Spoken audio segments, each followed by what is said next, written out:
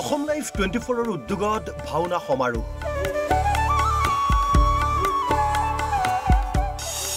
ঢেকিয়াখোৱা বৰনামঘৰ প্ৰাংগণত হ'ব এই সমাৰোহ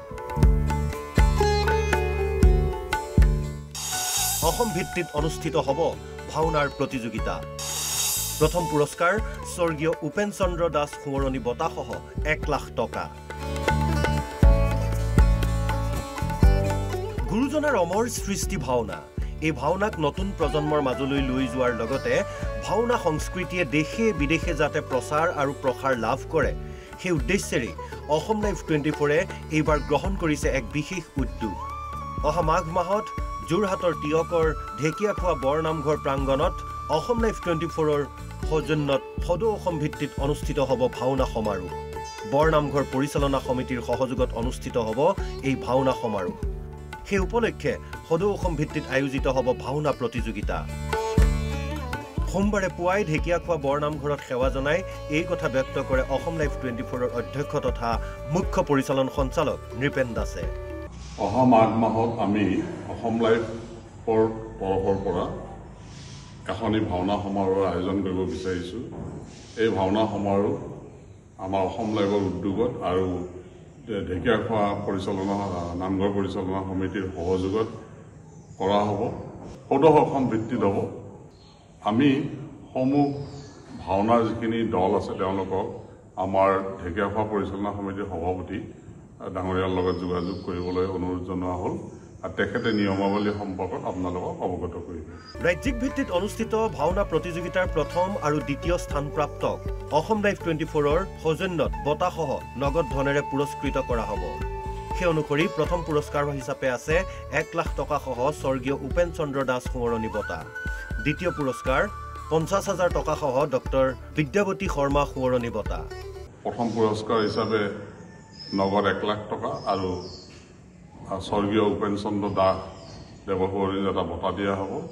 আৰু দ্বিতীয় পুৰস্কাৰ দিয়া হ'ব নগদ 50,000 টকা আৰু ডক্টৰ বিদ্যাৱতী শৰ্মা বঁটা দিয়া হ'ব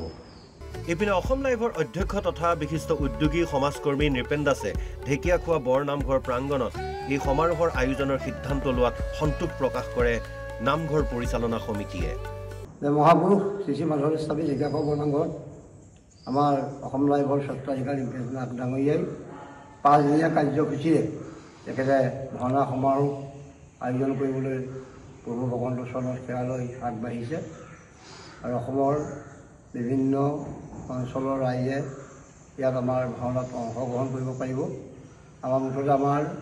5 দিনত 10খন ভাওনাৰ প্ৰয়োজন হ'ব সেয়ে আমি নাটকৰ পাণ্ডুলিপিৰ বিষয়ে পিছত আলোচনা কৰিম আৰু দিন বাৰ আমি এতিয়ালৈকে সিদ্ধান্ত কৰা নাই কিন্তু আমি মাঘ মাহতে পাতিম বুলি ভাবিছোঁ সেয়ে আমাৰ